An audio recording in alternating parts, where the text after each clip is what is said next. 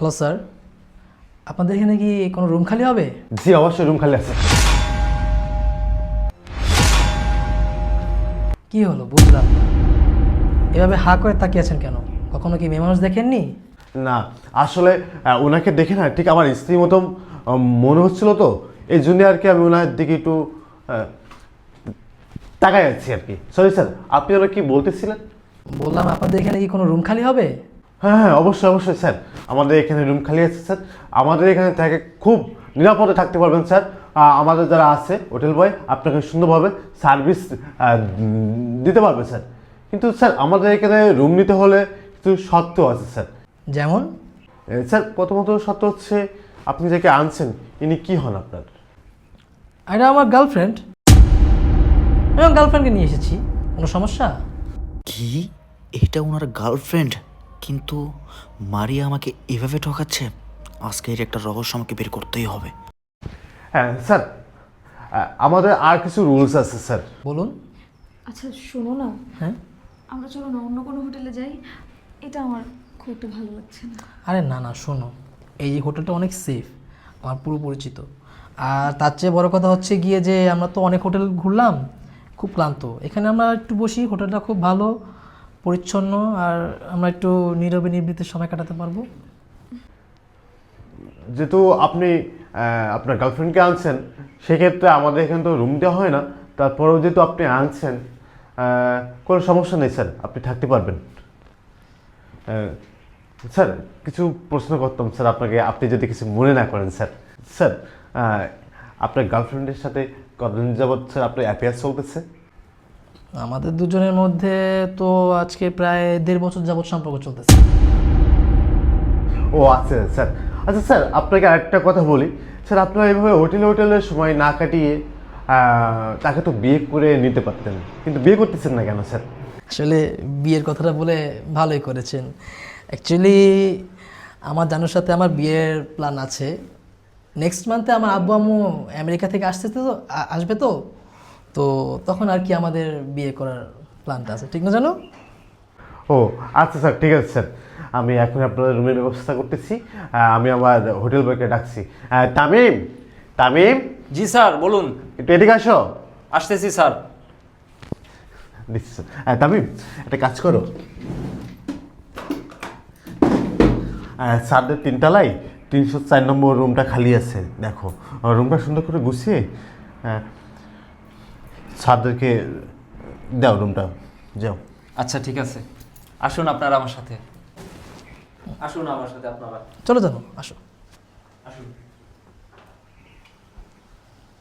High রে মানুষ, যার জন্য আমি এত কিছু করলাম, যাকে আমি এতটা ভালোবাসি, আজকে শেষ পর্যন্ত সেই মানুষটাই কিনা তার নাগরকে নিয়ে আমার এই হোটেলে আসলো সময় কাটাতে।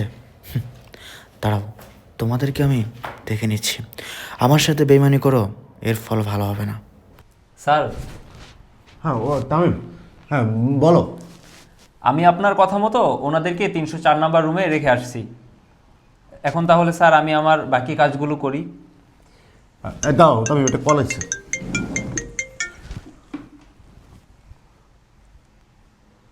304 নম্বর থেকেই কল দিচ্ছে। হ্যাঁ একটু কথা বলে। হ্যালো, জি জি বলুন।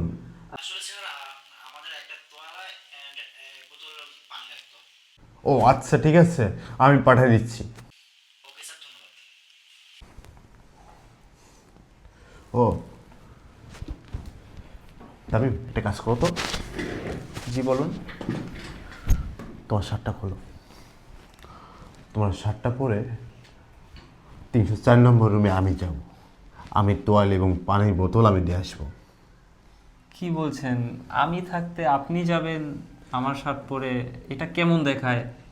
তামিম সেটা আমি তোমাকে পরে বলতেছি, সব কিছু আমি তোমাকে খুলে বলবো। তোমাকে যেটা বলছি তুমি শার্টটা খুলে আমাকে দাও। আচ্ছা আচ্ছা স্যার ঠিক আছে। আচ্ছা তামিম, আমাকে দেখো তো হোটেল বয় লাগতেছে কিনা। হ্যাঁ স্যার, আপনাকে বেশ দারুণ মানিয়েছে। তাহলে একটা কাজ করো, তুমি একটা তোয়াল 1 বোতল পানি নিয়ে এসো আমার এখানে। আচ্ছা ঠিক আছে। যাও শিখির যাও। আচ্ছা আমি গেলাম। আমার সাথে বেইমানি, তাই না? দাঁড়াও, আজকে তোমাদেরকে দেখাবো হোটেলে আসার কি পরিস্থিতি। আমার বউ আমার হোটেলে সময় কাটাতে আসছে। স্যার এই যে নিয়ে আসছি। ও আনছো? জি স্যার। দাও তামিম। হ্যাঁ তামিম, তুমি এখানে বসো, যদি কোনো কাস্টমার আসে তাহলে তাদের সাথে তুমি কথা বলো। আমি একটা একটু কথা উপরে বলি, স্যার। যাচ্ছি। জি বলো। স্যার আপনি যে কি করতে যাচ্ছেন আমি আসলে কিছুই বুঝতে পারতেছি না, মানে ব্যাপারগুলো রীতিমতো আমার মাথার উপর দিয়ে যাচ্ছে। তামিম, আমি কি করি শুধু তুমি দেখো, সব কিছু তুমি বুঝতে পারবে। আর আমি তোমাকেই বলবো, তুমি তোমার ছোট ভাই। আচ্ছা। তুমি এখানে বসো, আসতেছি। আসো। Wow, what a gorgeous room. বসো জানো, বসো বসো। আই টোল্ড ইউ না, যে দেখছো কত সুন্দর, রুমটা অনেক সুন্দর আসলে। তোমার কি খুব অস্বস্তি বোধ হচ্ছে? না, একটু আনইজি লাগতেছে আর কি। ঠিক আছে। ও আচ্ছা, আমরা তো মেবি পানির বোতলটা আর টয়লেট আনতে ভুলে গেছি। আচ্ছা দাঁড়াও, আমি ইন্টারকমে ফোন দিচ্ছি, আমি রুমের লোককে ফোন দিয়ে বলি আমি।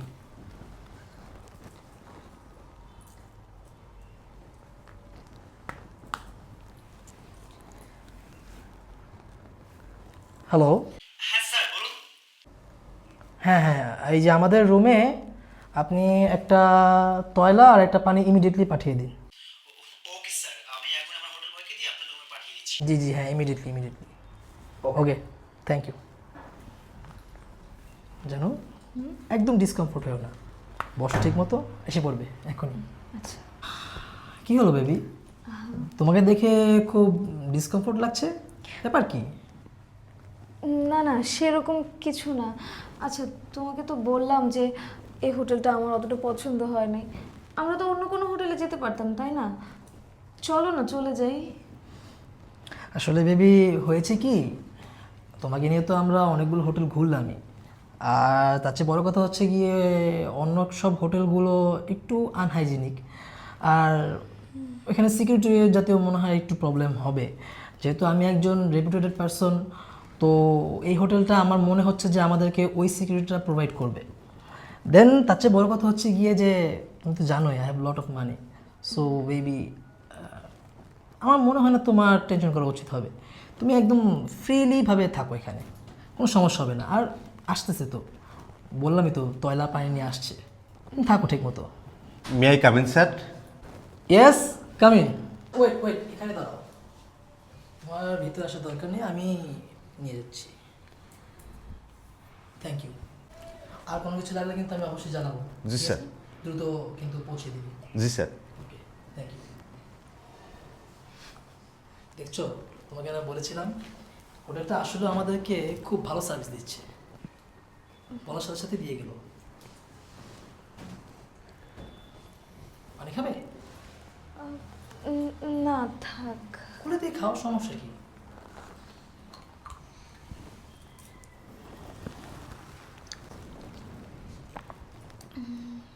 কি হলো, তোমার হাত কাঁপছে কেন? কই না, ঠিক আছে।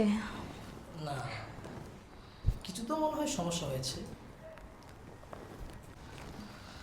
ওয়াও বেবি, তোমাকে তো আজ বেশ সুন্দর লাগছে। চশমাটা খুলে রাখো কেন? অ্যাকচুয়ালি বেবি, তুমি কি ভয় পাচ্ছ আমাকে? না তো। ভয় পাওয়ার কোনো কারণ নেই, আমি যে আসলে তোমাকে কখনো ছেড়ে যাব না। I am yours and you are mines always. চলো বেবি, আমরা আসলে আমাদের লাভলি মোমেন্টটা শুরু করে দিই। মারিয়া!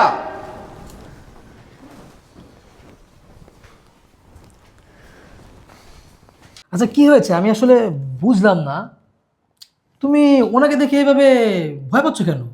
কি লুকাচ্ছ তুমি? কই কিছু না তো। বেয়াদব! তোর কত বড় সাহস! তোর কত বড় সাহস! আমি তোর স্বামী থাকার পরেও তুই অন্য ছেলেকে নিয়ে এই আবাসিক হোটেলে তুই সময় কাটাইস। ছি ছি মারিয়া! আজকে আমি যখন তোকে সর্বপ্রথম আমি আমার অফিসে ডেকেছি, যে একটা রুম লাগবে, একটা রুমের জন্য আমার অফিসে নক করিস, একটা রুমের জন্য। আমি তখন দেখে না পুরো অবাক হয়ে গেছি, মনে হলো আমার আসন ভেঙে আমার মাথায় পড়েছে। আমি জমিনে শুয়ে পড়েছি। আমি আমার দুই চোখে কি দেখলাম? আমি কি এটা ভুল দেখলাম? না, আমার চোখ কখনো ভুল দেখতে পারে না, আমার কান কখনো মিথ্যা শুনতে পারে না। আমি না পুরো বোকা হয়ে গেছি যে কার জন্য দিন নাই রাত নাই কষ্টের মতো গাধার মতো পরিশ্রম করেছি আমি, শুধুমাত্র তোর জন্য। আর আজকে আমি জানতে পারলাম আমার এই সহধর্মিনীর 2 বছর এই ছেলের সাথে অ্যাফেয়ার চলছে, এই ছেলের সাথে অ্যাফেয়ার চলছে। আর এই ছেলেকে নিয়েই আমার হোটেলেই সময় কাটাই দিয়েছে। ছি ছি মারিয়া, এই তুই কি ভুলে গেছিস? তুই কি ভুলে গেছিস অতীতের কথাগুলো? হেই, তুই তো গ্রামের একটা মেয়ে ছিলি, তুই গ্রামের একটা গরিবের মেয়ে ছিলি, একজন স্কুল শিক্ষকের মেয়ে ছিলি।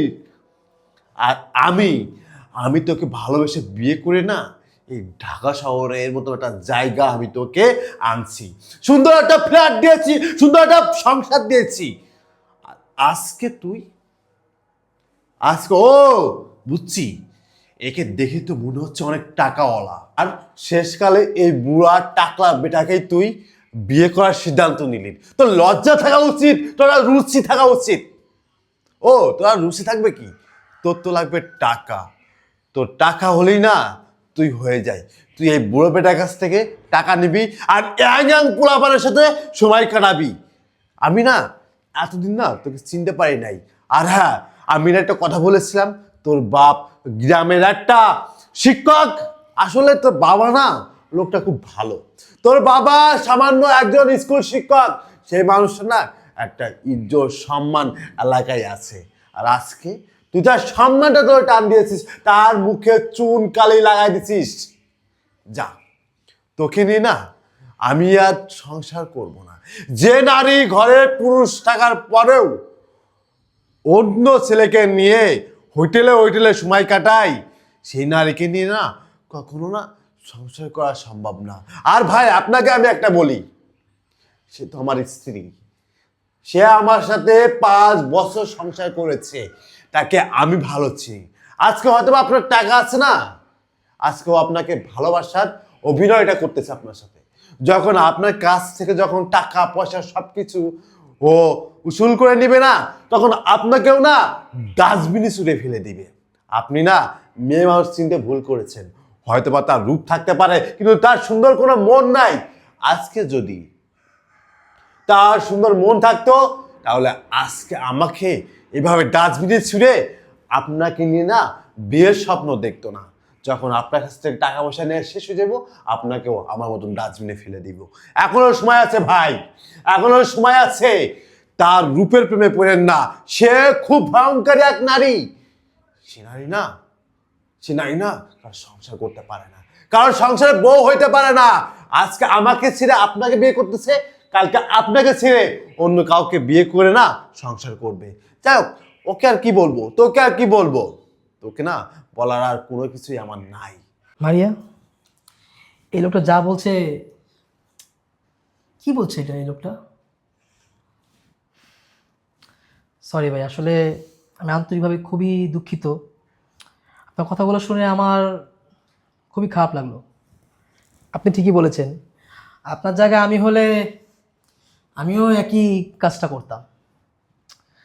আর মারিয়া, আমি কখনো ভাবিনি যে তুমি এরকমটা করবে। আর আমি যদি জানতাম যে তুমি বিবাহিত, আমি কখনোই তোমার সাথে আসতাম না। সরি ভাইয়া, আসলে আমি নিজেও খুবই লজ্জিত পুরুষ হিসেবে। তুমি থাকো, আমি গেলাম।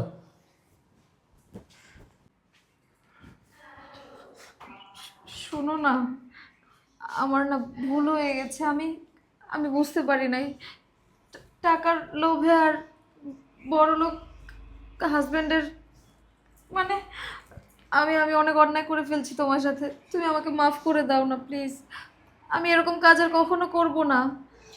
চুপ, একটা কথা বলবি না তুই, তুই আর একটা কথা আমার সামনে বলবি না। যে নারী না ঘরের স্বামী থাকার পরেও না অন্য একটা টাকলা বেটাকে নিয়ে বিভিন্ন হোটেলে, আবাসিক হোটেলে সময় কাটাই, তাকে নিয়ে না আর সংসার হয় না। তোকে দিয়ে না আমি আমার সংসার আর করবো না। তোর সাথে না 5 বছরের সংসার আমি তোর এই 1 সেকেন্ডে নষ্ট করে দিলাম। তুই কালকে ভিতরে তুই ডিভোর্স পেপার পেয়ে যাবি। তোকে দিয়ে না সংসার আমি করবো না। তোকে দিয়ে না, তোর একটা সময় আসবে তুই রাস্তায় রাস্তায় ভিক্ষে করে খাবি। সেই দিনটা দেখার অপেক্ষায় আমি থাকবো। যা। আর আমি তোকে যাইতে বলতেছি কেন, এটা তো আর আমার বাসা না যে তোকে আমি বাসা থেকে ঘাল ডেক্কাতে বের করে দিলাম। আরে আরে শোনো না, উফ কি হয়ে গেল এটা।